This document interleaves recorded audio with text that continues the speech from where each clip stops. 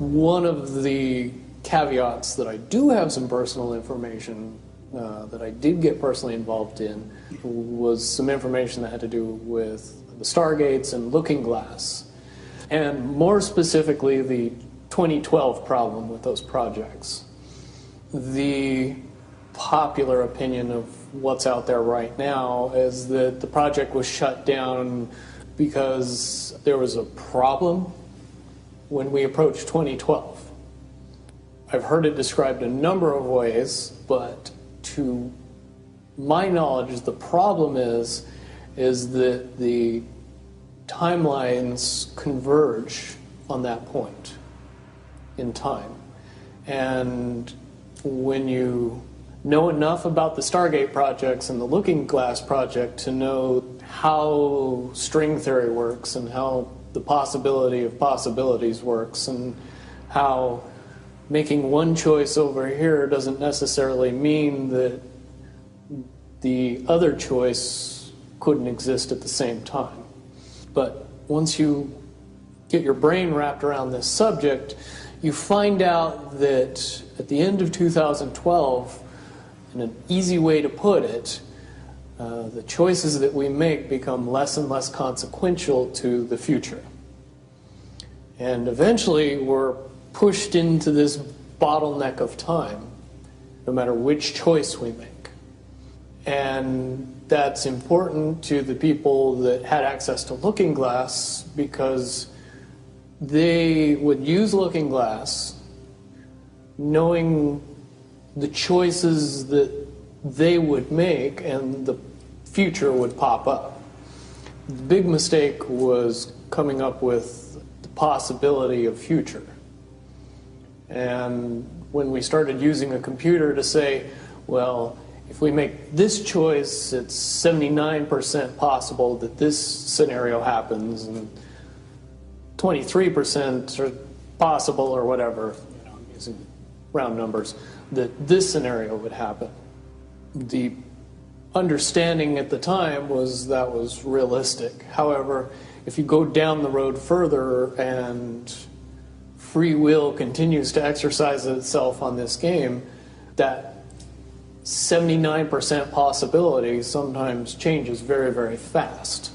But if you look at the situation in a point of time, it seems very realistic that that's the greatest possibility. What happened was people, very smart people, began to figure out that something big was coming up.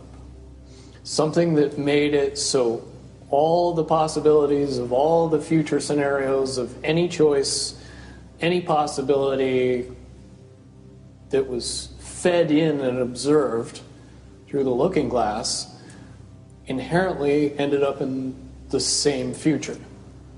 And no decision, no possibility changed past a certain point. That's the big secret.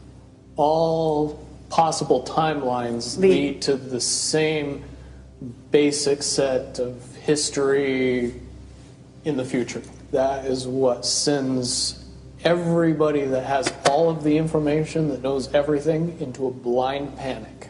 The people that know everything about Looking Glass, that have gotten all the reports and all the information, the elites of the world, probably figured out that that was the end of the game. And nothing could be manipulated beyond that point. When I was in the military, it would have been before 97 when I got in trouble. One of my particular areas that I was amazingly intuitive about is problem solving / mission planning, or more specifically, taking a bad mission and fixing it. Certainly knowing how string theory and possible futures works makes it so you can work your mind very quickly to see the reality of what's happening and decide what decisions need to be made to change it for a particular outcome. At a certain point, after they're done hearing the computer tell them this is what's going to happen over and over and over and over again, all they become focused on is how do we fix it? What I do know is that I was called in and asked to solve this problem, this timeline contraction problem. And I eventually did my due diligence and did all the investigating and basically only had one piece of information, and that was reinforcement. The computer's right. The timelines will contract down to some inevitable thing. There is an inevitable event. It's been forecast, it's been predicted, it's been fed to us in a slop trough of what they want us to believe will happen. They don't actually have control over what happens. They only have control over the reaction, and it seems that no matter what they try to do to cause their desired reaction, it's going to have an opposite effect. Much, much easier for me to explain today what that process is as opposed to back then. If I had to give it a name, I would say it's the awakening process. It's an evolution of consciousness that cannot, will not, and no matter what decisions or possibilities are injected into the equation, eventually it all resolves down to us all learning the truth and becoming aware of this massive dam of lies that has been built that keep us from knowing massive volume of information that we should otherwise possess. Essentially what happened with Looking Glass, not only did they not want people to use it anymore because they knew it was just going to burp out the same thing, but at the same time they didn't want anybody else to know what it was saying, I'm sure. Because that information was of a monumental concern when I was in the military about how to prevent this inevitability. Now, at first I thought it was end of the world. Now I see end of the world as end of their world. The biggest cherry on top of all this conversation would be a synopsis to say that if I could convince everybody out there that for all intents and purposes, what we believe to be true eventually becomes true. If somebody convinces us that a major disaster is going to happen in the very near future, a major disaster happens in the very near future. If we don't buy into that fear and accept that there's really nothing that we know is going to happen, and accept of whatever happens, that makes the convergence of the timelines happen as naturally as possible. Any attempts to try to go away from this one inevitable conclusion, I again see as a new beginning, an end of this reality, the beginning of something that we can't even possibly understand based on the level of our beliefs currently. But when all that information comes flooding out, there's going to be no denying what's true and what's a lie or what's illusion.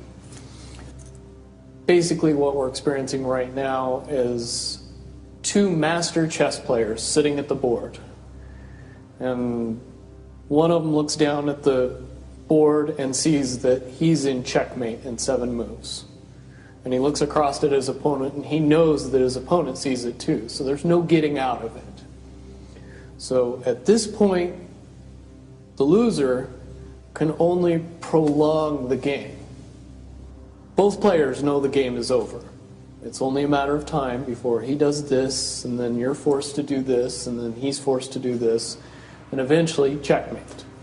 We, as a race, if we could understand that the game is over, that based on the rules of the game, the bad guys have already lost, the good guys have already won. Yes, there's moves left on the table, but those moves are being forced by the player that is going to win. The only way that checkmate can't happen is if the player that's winning makes a mistake. But from all of the information that I've gathered, all of the information that's been given, all of the information that's been vetted to me, it seems pretty obvious that the good guy player on the side of the chessboard knows exactly what has to be done to win the game. And so at this point, any mistake would be all but impossible. But again, you really have to understand the game to know that the guy that's losing is lost. And I'm sure most people sitting watching a chess match between two advanced chess players know the game's over long after the two players know it's over. Because they can't see the board and see that there's only 7 moves left.